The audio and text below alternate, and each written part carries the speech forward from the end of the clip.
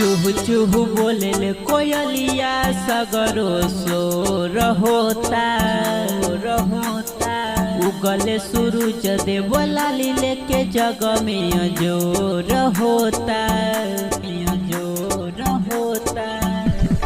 चूहू चूहू बोले कोयलिया सगरो सोर होता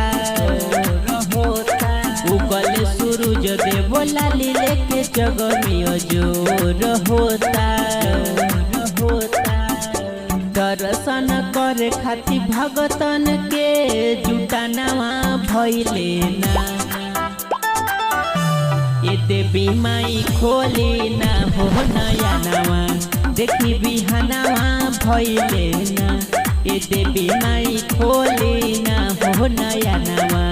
देखी बिहानवा भइले ना देखी बिहानवा भइले।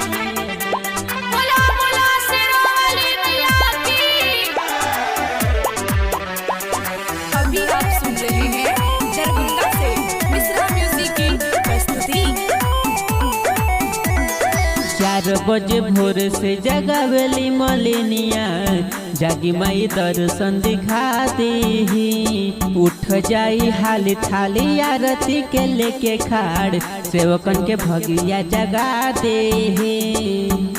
लागल बाए माई अब हमर फिकिरिया अभी ले धोवाए नइखे राउरी मंदिरिया अखिया ललाई गईले असरे में रउए ध्यानवा धइले ना ए देवी माई खोली ना हो नया नवा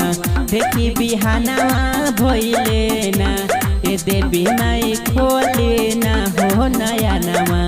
देखी बिहानवा भइले ना बिहानवा भइले ना।